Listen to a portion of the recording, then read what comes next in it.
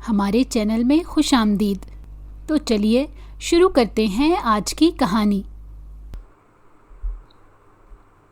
وہ گہری سوچ میں گم تھی جب اس کے باپ نے پوچھا، بیٹا میں کچھ پوچھ رہا ہوں، 1 گھنٹے میں نکاح شروع ہو جائے گا، پلیز دیر مت کرنا، تم تیار ہو نا؟ اس نے بابا کی آنکھوں میں دیکھا تو اس نے محسوس کیا کہ حبیب علی خان کی آنکھوں میں درد جھلک رہا تھا، لیکن وہ کیسے اپنی زبان سے اقرار کرتی؟ یہ سب کیسے ممکن تھا؟ اسے سمجھ نہیں آ رہا تھا۔ اس نے بس اپنا سر ہلا دیا۔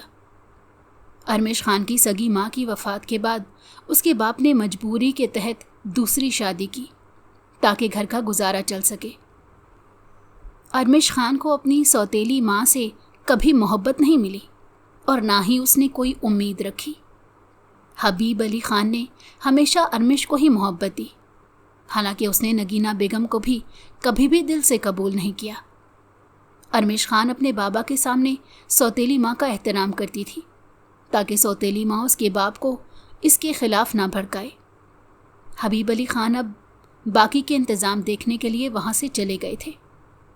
ارمش خان کو واقعی سمجھ نہیں آ رہی تھی کہ اس کے ساتھ کیا ہو رہا ہے۔ اس نے میر حیدر سے ملنے کا پلان بنایا تھا اور جلدی سے ہوٹل کے روم نمبر 126 میں گئی، جو ہوٹل کا سب سے شاندار اور عالی شان کمرہ تھا۔ گھبراتے ہوئے اس نے دروازہ کھٹکھٹایا جب اندر سے گرجدار آواز آئی، دروازہ کھلا ہے۔ تو اس نے دروازہ کھولا اور بغیر دیکھے بولی، مجھے آپ سے ایک بہت اہم بات کرنی ہے۔ مگر سامنے کا منظر دیکھ کر اس کی آواز حلق نہیں رک گئی۔ وہ منظر دیکھ کر شرم سے چور ہو گئی، کیونکہ بظاہر تو اس شخص کی شادی ٹوٹ چکی تھی، پر اب میر حیدر شرٹ لیس ہو کر ایک ٹانگ پر دوسری ٹانگ رکھے سکون سے صوفے پر بیٹھے شراب نوش فرما رہا تھا۔ وہ واقعی ایک ظالم شخص تھا۔ اس نے فوراً میر حیدر کے سامنے جا کر دونوں ہاتھ آپس میں باندھ لیے اور اسے ٹکٹکی باندھ کر دیکھنے لگی۔ پھر بولی، کیا آپ کو کوئی افسوس نہیں ہے کہ آپ کا نکاح ہوتے ہوتے رہ گیا ہے؟ میر حیدر فوراً سیدھے ہو کر بولا، میں کیوں اداس ہوں گا بھلا؟ تمہاری بہن نے مجھے چھوڑا ہے، اسے اداس ہونا چاہیے۔ میں بتا دیتا ہوں کہ وہ بہت زیادہ پچھتائے گی۔ اس پورے ہفتے میں اسے یہ احساس ہو جائے گا کہ اس نے مجھ سے شادی نہ کر کے کتنی بڑی غلطی کی ہے۔ وہ کافی فخر سے بولا تھا، جیسے اسے خود پر کافی ناز ہو۔ اب وہ آرام سے صوفے کی پشت سے سر ٹکائے وائن کا گلاس ایک ہاتھ سے گھما رہا تھا، پھر سوچ کر صوفے سے اٹھ کر ارمش خان کے قریب بڑھنے لگا۔ اس کی نظروں میں شراب کی خماری چھائی ہوئی تھی۔ وہ ارمش خان کے کان کے قریب اپنا چہرہ لے کر آیا، لیکن پتہ ہے تمہیں، میں بہت خوش ہوں کیونکہ تم میری بیوی بننے جا رہی ہو۔ اس نے ارمش خان کے کان کے قریب جھک کر سرگوشی کی۔ یہ سنتے ہی ارمش خان پر سکتے کی حالت طاری ہو گئی۔ وہ تو یہی سوچ رہی تھی کہ میر حیدر اور نیہا دونوں کافی گہرے دوست تھے۔ 2 سال پہلے جب ان کی بات پکی ہوئی تھی تو نیہا ہمیشہ یہی کہتی تھی کہ حیدر کے دل میں اس کے لیے گہرے جذبات ہیں۔ ارمش خان کو سمجھ نہیں آ رہا تھا کہ اگر شادی کی بات پکی ہو گئی تھی تو اب اتنی جلدی اس رشتے کو کیسے توڑا جا سکتا ہے۔ وہ ٹھنڈی سانس لے کر بولی، پھر یہ سب ڈرامہ کیا تھا؟ یا میں یہ سمجھوں کہ یہ ایک بزنس ڈیل تھی جو ٹوٹ چکی ہے اور اب آپ مجھے بھی اس کا حصہ بنانا چاہتے ہیں؟ اس کی بات کاٹتے ہوئے میر حیدر نے فوراً کہا، نہیں، یہ کوئی ڈیل نہیں ہے، تم زیادہ سوچ رہی ہو۔ اچھا چھوڑو، یہ بتاؤ تم یہاں کیوں آئی ہو؟ کیا کہنے والی تھی؟ کوئی اہم بات کرنے والی تھی نا؟ اس نے آئی برو اچکا کر سنجیدگی سے کہا۔ اس کا سوال سن کر ارمش خان نے سر جھٹکا۔ کون سی بات؟ وہ تو اس سوچ سے نکل بھی نہیں پا رہی تھی کہ میر حیدر یہاں ڈرنک کا سہارا لے کر جشن منا رہا ہے۔ اسی دوران میر حیدر اس کے مزید قریب آ گیا۔ اس کی آنکھوں میں آنکھیں ڈال کر نرمی سے بولا، کیا تم مجھ سے شادی کر رہی ہو نا؟ اس کے الفاظ میں اتنی نرمی تھی، نہ جانے کہاں سے آ گئی تھی۔ ارمش خان کو وہ پہلے والا میر حیدر بالکل نہیں لگ رہا تھا۔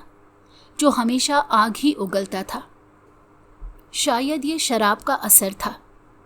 جب میر حیدر نے اسے نرم انداز میں اس سے پوچھا تو ماری حیرت کی ارمش خان کی زبان سے کچھ نہ نکلا۔ وہ بس اپنا سر ہلا کر اشارہ کر رہی تھی، حالانکہ اندر ہی اندر وہ انکار کرنا چاہتی تھی۔ کاش وہ انکار کر سکتی۔ تو ٹھیک ہے، پھر میں تمہارا ڈریس اور جیولری تمہارے کمرے میں بھیجوا دوں گا۔ میر حیدر نے شراب کا ایک اور سپ لیا اور نرمی سے کہا۔ ارمش نے اپنا سر ہلایا اور واپس جانے کے لیے پلٹی۔ اچھا سنو ارمش، اس کی آواز پر ارمش کے قدم رک گئے۔ کیا تم بھی ایک سپ لوگی؟ آخر کار تمہاری زندگی کا نیا سفر جلد شروع ہونے والا ہے۔ اس نے پیچھے سے ارمش خان کو پکارا۔ جب ارمش خان مڑی تو میر حیدر وائن کا گلاس اس کی طرف بڑھا رہا تھا، جیسے وہ اسے پیش کر رہا ہو۔ یہ دیکھ کر ارمش خان کے دل میں ایک الگ سی آگ لگ گئی تھی۔ اس کی آنکھوں میں مزید نفرت پیدا ہو گئی۔ نہیں، آپ کا بہت شکریہ، یہ کہہ کر وہ واپس مڑنے لگی، مگر میر حیدر نے اسے پھر سے پکارا۔ رکو تو صحیح ارمش۔ وہ پھر سے پلٹی۔ میر حیدر نے چند لمحے کے لیے ارمش کو غور سے دیکھا اور پھر کہا، تم مجھے روتے ہوئے کافی اچھی لگتی ہو۔ یہ کہہ کر نہ جانے وہ اس کی تعریف کر رہا تھا یا کیا، پر ارمش خان نے کوئی جواب نہیں دیا اور واپس پلٹ گئی، مگر میر حیدر نے اسے پھر سے پکارا۔ ارے رکو تو۔ اس پر ارمش خان پھٹ پڑی۔ کیا مسئلہ ہے؟ آپ ایک ہی بار میں سب نہیں بتا سکتے کیا؟ اس نے تنگ ہو کر کہا۔ اوف خدایا، میں انتظار نہیں کر سکتا نا، پتہ نہیں تم کب میرے نام کی دلہن بنو گی۔ وہ ایک ادا کے ساتھ جھول کر وائن والا گلاس اپنے دل کے مقام پر مار رہا تھا، پر یہ بات سنتے ہی ارمش خان کا چہرہ سیاہ پڑ گیا۔ وہ ہکا بکا رہ گئی، جیسے اس کے کان بج رہے ہوں، مگر پھر بھی میر حیدر کو نظر انداز کرتے ہوئے اس نے وہاں سے نکلنے کی کوشش کی۔ اسے سمجھ نہیں آیا کہ وہ کیا جواب دیتی، مگر اگلے ہی پل میر حیدر ایک جھٹکے سے بجلی کی تیزی سے اس کے سامنے آ کر کھڑا ہو گیا۔ ارمش خان نے جیسے ہی اس کا چہرہ دیکھا تو اس کی پیروں تلے سے زمین نکل گئی۔ اس وقت میر حیدر کا چہرہ غصے سے لال تھا۔ ارمش خان کو سمجھ نہیں آ رہا تھا کہ اسے غصہ کیوں آیا، حالانکہ کچھ دیر پہلے ہی وہ کافی نرم مزاجی سے فلرٹی انداز میں اس سے ہم کلام تھا۔ میر حیدر دانت پیس کر بولا، تمہاری مجھ سے شادی ہو رہی ہے ارمش، اسی لیے اپنے کان کھول کر میری بات سن لو۔ مجھے یہ بالکل پسند نہیں کہ کوئی لڑکی مجھے نظر انداز کرے۔ اپنا یہ رویہ مجھے بالکل بھی نہ دکھاؤ، بس وہی کرو جو میں کہوں، اور خبردار آج کے بعد میری بات کا جواب دیے بغیر میرے سامنے سے واپس نہ جاؤ۔ یہ کہتے ہوئے اس نے ارمش خان کے دونوں کندھے سختی سے دبوچ لیے اور اسے دیوار کے ساتھ لگا چکا تھا۔ ارمش خان درد سے کراہ کر رہ گئی۔ پلیز پلیز مجھے چھوڑ دو، مجھے درد ہو رہا ہے، چھوڑو مجھے۔ ارمش خان کے چہرے سے آنسو بہہ رہے تھے، جبکہ میر حیدر بالکل مدہوشی کی عالم میں اس کے چہرے پر جھک رہا تھا۔ شراب کی خماری اس کی آنکھوں میں واضح تھی۔ وہ اب اس سے انچ بھر کے فاصلے پر تھا۔ ہوش میں نہ ہونے کے باعث وہ رتی بھر فاصلہ بھی مٹنے ہی والا تھا۔ اس کے سینے سے اٹھتی کولون اور شراب کی بدبو ارمش کے دماغ میں چڑھ رہی تھی۔ جب درد کی وجہ سے ارمش کی سسکی اس کی ہونٹوں سے نکلی تو فوراً ہی میر حیدر کو ہوش آیا اور ایک جھٹکے سے وہ ارمش خان سے الگ ہو گیا۔ ارمش خان کو ایسا محسوس ہوا جیسے اس کے کندھے اس سے الگ ہو گئے ہوں۔ اس کے ریشمی شرٹ پر سے نمایاں اس کے کندھوں پر سرخ نشانات موجود تھے، جو کہ میر حیدر کی انگلیوں کے تھے۔ اب بتاؤ، میری بات سمجھ آئی نا؟ تمہیں مجھے جواب دینا ہوگا، سمجھی تم؟ میر حیدر نے فوراً انگلی اٹھا کر ارمش خان کی طرف اشارہ کر کے ایک ایک لفظ چبا چبا کر کہا۔ اس نے پھر سے وہ گلاس اٹھا لیا جو کچھ دیر پہلے اس نے ٹیبل پر رکھا تھا، اور ارمش خان کے چہرے پر آنکھیں گاڑ کر دیکھنے لگا۔ دو جواب۔ اس نے پھر وائن کا سپ لیا اور لاپرواہی سے بولا، یہ جانے بغیر کہ اسے جواب کیا ملے گا۔ دوسری طرف मुकाबिल के चेहरे पर आंसू बह रहे थे और उसका गुस्सा उरूज पर था। यूं अपना ज़ब्त खोते हुए अचानक अरमिश खान ने मीर हैदर को ज़ोरदार थप्पड़ रसीद किया। उसके फ़ौरन बाद उसने कहा, ये रहा मेरा जवाब। कैसा लगा मेरा जवाब? उम्मीद है आपको ये जवाब बहुत अच्छा लगा होगा। मैं आपकी बहुत इज़्ज़त करती थी, लेकिन आज के बाद मेरे दिल में आपके लिए कोई इज़्ज़त नहीं रही। वो इज़्ज़त भी आपने खुद खो दी है, समझे आप सिर्फ और सिर्फ ये थप्पड़ डिज़र्व करते हो। अपने रवैये, आपकी अकड़, आपकी ईगो की वजह से मैं आपसे मर कर भी शादी ना करूं, लेकिन मेरी फूटी किस्मत। ये कहते हुए उसने अगली बात अपने दिल में ही दबा ली थी। थप्पड़ लगने की वजह से मीर हैदर का चेहरा एक तरफ को हो गया था। उसे यकीन नहीं आ रहा था कि सामने खड़ी इस कमज़ोर लड़की ने उसे थप्पड़ मारा है, जो कि उसकी औकात भी नहीं थी। उसने अपना चेहरा फिर से अरमिश खान की तरफ किया, लेकिन अगले ही पल एक धमाका हुआ जो कि असल में उसके कहकहों का था। वो पागलों की तरह हंस रहा था। अरमिश खान ने उसे इस तरह पागलों की तरह हंसते देखा तो हैरत ज़दा हो गई थी। तुम बेशरम इंसान, तुम्हें अल्लाह से डरना चाहिए। वो फूट फूट कर रोने लगी। हा हा हा, अरे मुझे तो यकीन नहीं आ रहा कि तुमने मुझ पर हाथ उठाया है। क्या हिम्मत है तुम्हारी, दाद देनी पड़ेगी। वो काफ़ी पुरसकून होकर उसकी तारीफ़ कर रहा था।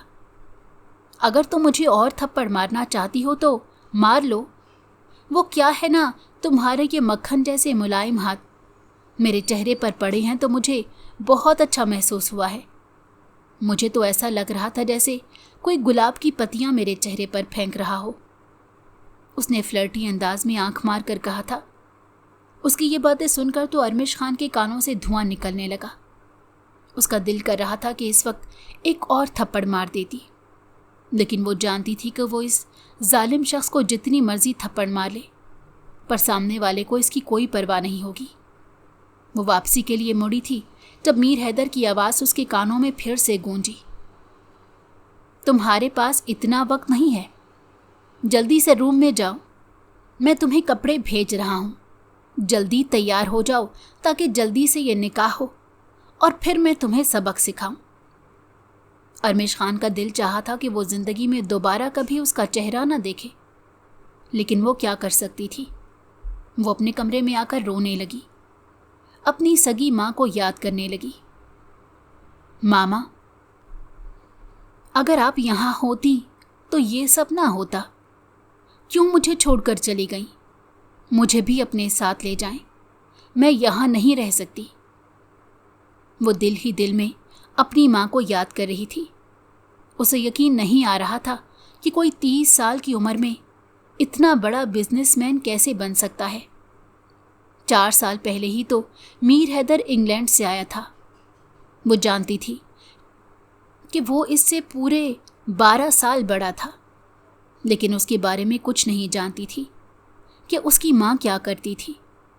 उसे बस इतना ही मालूम था कि मीर हैदर के वालिद के साथ उसके वालिद की गहरी दोस्ती थी और उसकी सौतेली माँ का 5% हिस्सा था।